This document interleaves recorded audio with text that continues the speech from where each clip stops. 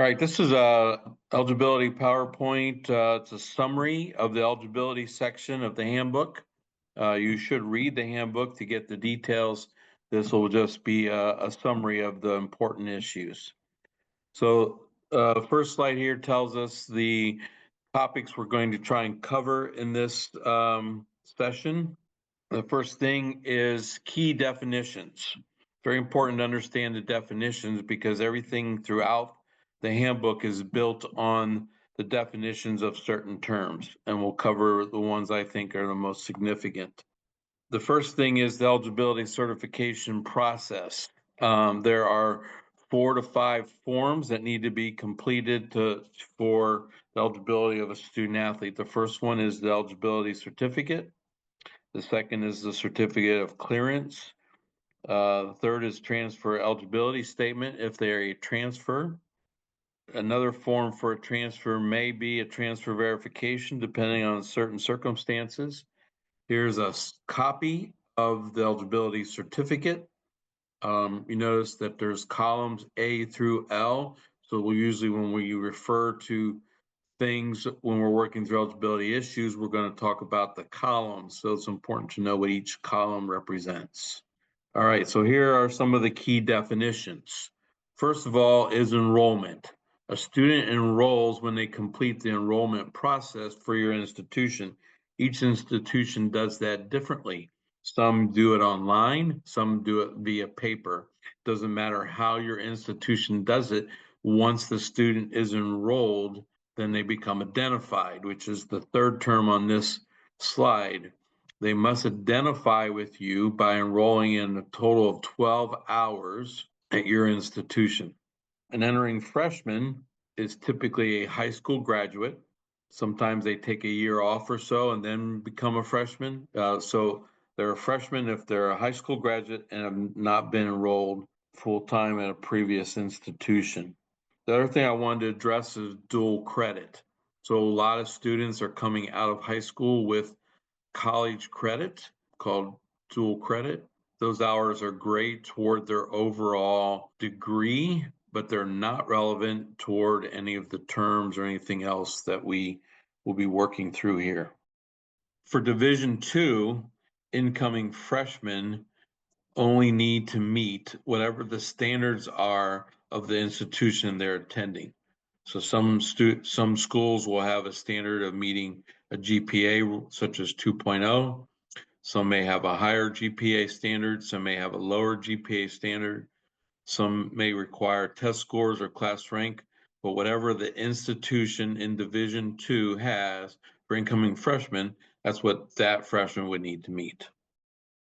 Next terms are institutional credit hour. So students sometimes take remedial classes or other classes that are not 100 or above. Those would not be institutional credit hours. So they must take institutional credit hour toward and post it on their transcript with a degree. When we talk about terms, there's two kinds of things to be aware of. A term is when someone is enrolled full-time in 12 hours. If they're enrolled in less than 12 hours, we call that a non-term. So that's a very important distinction. Column C on the eligibility certificate talks about terms of attendance. That would only be terms that were 12 hours or more. Another key term is normal progress. A student is expected to accumulate credit toward a degree to be eligible for athletics. Obviously, it's got to be 12 hours of term, and all those hours are going toward a degree. They can't be random hours. They have to be hours toward a degree. The next key term is prospective student. A prospective student is someone who's not been identified at another institution. So that could be a high school graduate. It could be someone who was at another school but is no longer enrolled at that previous school. That would be a prospective student. So you see there, incoming freshman or a transfer not identified. They're identified, if you recall back in the previous slide, by enrolling in 12 hours, whether that's at your institution or another one. The last one is the season of competition. This is when they're charged a season. In our association, that's when they play in 20%. You see here on this slide, this is how we define seasons of competition. So it's 20% of the maximum allowable contest. So it's not 20% of how many games they play or how many games the school plays, but 20% of the maximum allowed contest. So the example we have here is basketball. Basketball is allowed 28 games. 20% of that is 6. So if they play in 6, they're not charged. If they play in 7, they're charged. The other key thing with this rule is that if they play one game in postseason play, even if they're under the 20%, they will be charged for that season. A couple other things here that are important to understand with seasons of competition is one is that this rule started in 2021. So anyone charged a season before that would be under the previous rule, which was playing 1 second of one game, you're charged an entire season. And anyone who goes to another school, another athletic association, they are charged based on that rule or that association. So in the NAI and the NCCAA, we both use the 20% rule. In the USCAA, in the NJCAA, and all divisions of the NCAA, they all charge based on playing 1 minute or 1 second of one contest, one pitch, etc. So it's important to understand that when it comes to seasons of competition. Mentioned earlier, one of the forms that needs to be completed is the certificate of clearance. It's a very simple form. You identify all the students that are on the team, and then they sign this form. It's basically a FERPA form, allowing you and us to look at the student's academic information to determine their eligibility. This form is completed by you and kept on file at your institution. It is not sent into our office. The guiding principles of eligibility there's 4 guiding principles. A student athlete must meet all 4 of these to be eligible. Sometimes people assume that if meet 1 or 2, they're okay, but they must meet all 4. They must be enrolled in 12 hours. They must pass 24 hours in the previous 2 terms. They must have a GPA of 2.0 after junior status. And for every season that they're charged, the progress rule requires them to have passed 24 hours and have a GPA of 2.0. We're going to talk about each of these. So first of all is being enrolled in 12 hours. We talked about this earlier, that a student must be enrolled in 12 hours to be eligible. It does discuss here that they must be in at least 9 hours at your institution and a total of 12 overall. So it's a small exception that allows a student athlete to be enrolled at 9 hours at your school while taking 3 hours at another institution or online to be eligible. Still 12 hours total in a particular term. The 24-hour rule requires a student to pass 24 hours in their previous 2 terms. What some people confuse here is they count the 2 previous terms of the institution. So for example, if it's spring now, the previous 2 terms will be the fall and the previous spring for the institution. But sometimes students take a term off or may only be enrolled in part-time hours. So it's critical in applying this rule is that we're looking at the students' 2 previous full-time terms by looking at their transcript. And in those 2 terms, they must have accumulated a total of 24 hours. A student may also take hours in the summer, and summer hours are added to the previous term. Usually that's the spring term, but it could be the fall term if they were not enrolled in the spring term. Sometimes a student takes hours in what's called the interterm between the fall and the spring. Those hours are then added to the fall term. So if someone is short hours in either the fall or the spring, that's the method they could go through to get to 24 hours. There are some exceptions to the 24-hour rule. Listed here is that if someone has never played before a sport of any kind in college, they can be eligible without meeting the 24-hour rule, but they have to have met freshman rules and have a GPA of 2.0 previously. There's also repeat courses are allowed, 1 per term. If they've either got a D or an F in that course and they repeat it, that course can count toward the 12-hour rule, but only 1 per term. In Division 2, there's an additional 24-hour exception. That's if someone has been out of school for 1 full year. So that would be 2 terms. So if I went to school, say in 2020, stopped attending during the school year 21, 22, and then come back and attend, and I've been out of school a whole year, then the 24-hour rule is waived, and I have 1 year to catch up. That exception is more clearly defined in the handbook. Next eligibility rule is the GPA rule. There's 2 parts to the GPA rule. The first one here is once someone gets to junior status, they must have a 2.0. Junior status is determined by either getting to 60 hours or whatever your institution defines as junior status, or have completed 2 seasons of competition. Thereafter, you must maintain the 2.0 GPA. Second part of the GPA rule is combined with the progress rule. The progress rule says that for every season that you're charged, you must pass 24 hours. So after I've completed the freshman year and I've been charged the season, I must pass 24 hours. You can see at the bottom of this slide, the additional part of the GPA rule is that I must also then have a 2.0 GPA because I've been charged 1 season. That's part of the progress rule. To participate in my 3rd season, I must have passed 48 hours and have a GPA of 2.0. So sometimes someone may not have got to junior status, but if they've been charged a season, they must have a 2.0 GPA. The progress rule continues. For me to be eligible to play in my 4th season, I must have passed 72 hours. And these are hours that count toward a degree. They can't be random hours. They must be part of seeking a degree program. Those are the main 4 eligibility rules. The next thing we're going to look at is the transfer student. Transfer students create numerous problems when they transfer in because there's a lot of different evaluations that must go on. When a student transfers from another institution and identifies with your institution, you must complete the transfer eligibility statement.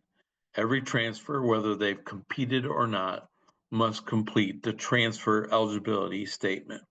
A transfer may also have to complete a transfer verification form if they competed at the previous institution in the previous season. So if I was at another school last school year and I transferred this school year to your school, then I would need a transfer verification from that previous institution. They must fill it out on the student's behalf. If I went to an institution last year and didn't play and transfer, I do not need a transfer verification. If I played 2 years ago at an institution, then took a year off and then transfer, I do not need a transfer verification. Only when I've competed at the previous institution in the previous season. Once a student has completed these forms, attended your institution for a complete term, they are no longer considered a transfer. They are now your student. 2 other things that are important for transfers here listed is that if a student has been dismissed, expelled, or suspended at their previous institution, they are not eligible until they meet whatever the dismissal or suspension required from the previous institution. There's a lot of details there, which would need to be reviewed probably with myself, the eligibility coordinator, and the handbook has more details about that. The last thing on this slide is about a release. A lot of students ask about getting a release. The NCCA does not require a release from your previous institution to be eligible, and any student leaving the NCCA and going to another institution is automatically free to do so. On the screen now is the transfer eligibility statement. There are a number of questions on the front here that are important. When completing this, it's very important to make sure all of the boxes under the attendance section and under the competition section are completed clearly to be able to evaluate the student's transfer situation. This is the back of the form where you answer some questions that are relevant to the student. And the next slide is the transfer verification. As I said, this is a form that you start and you send to the previous institution, and either the athletic director or the compliance person or assistant athletic director or the FAR at the previous institution should complete this form on behalf of the student and either send it to you and forward it to the eligibility coordinator or send it via the TeamWorks process that would end up in the eligibility coordinator's box. The next slide deals with the transfer student issues. The transfer must have a 2.0 from all their previous transcripts as they transfer to your institution.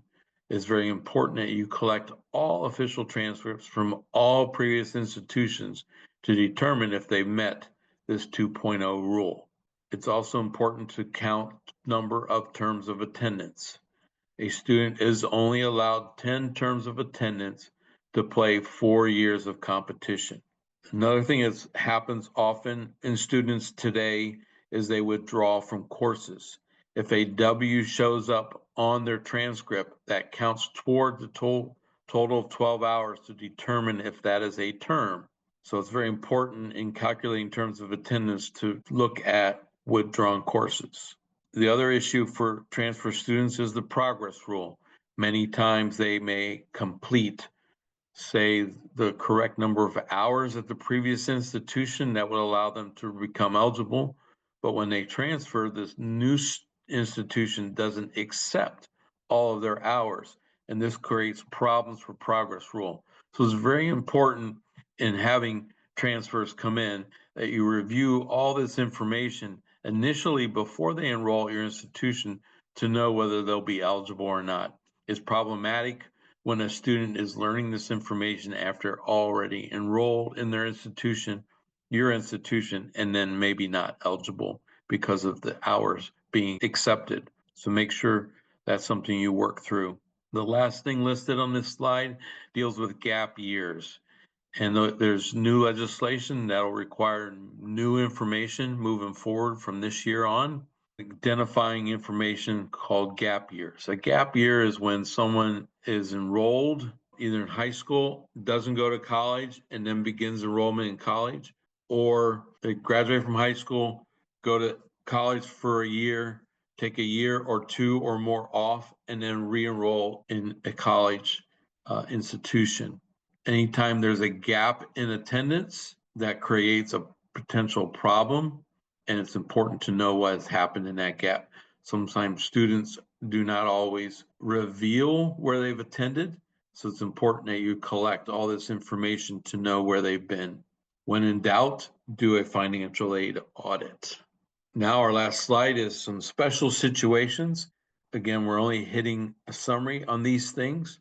The handbook has much more information. A student who graduates may have eligibility, and if they pursue a second degree or a graduate degree, they may complete their eligibility while a graduate student.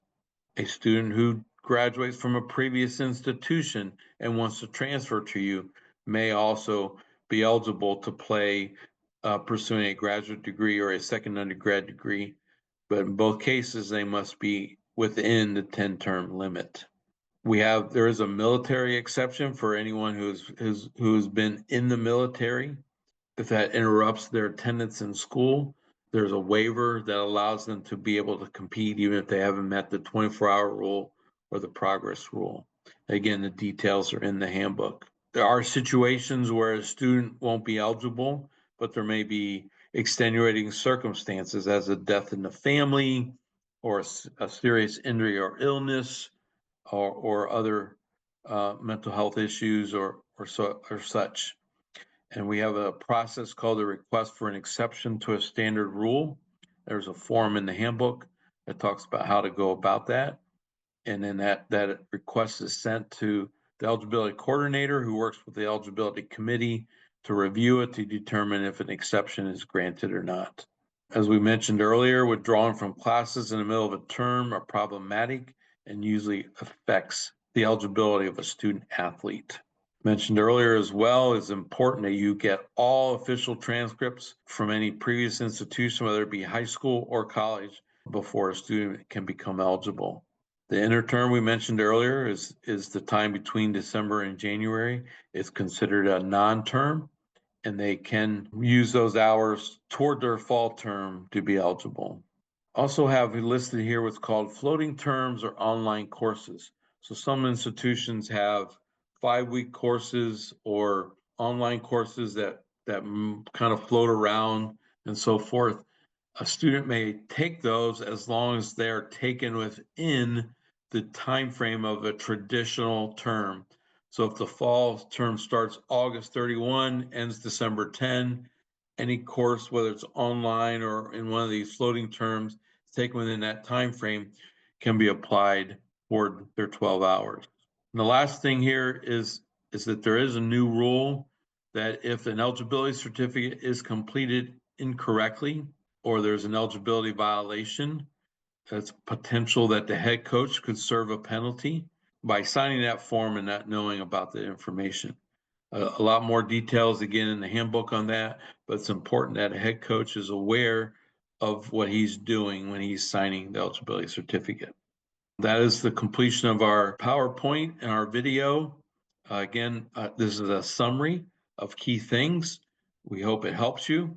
And when you have questions, you can ask your athletic director or your compliance person. Questions can also come to the eligibility coordinator. It's important also to make sure you read the handbook on the eligibility section. We wish you all the best in this process.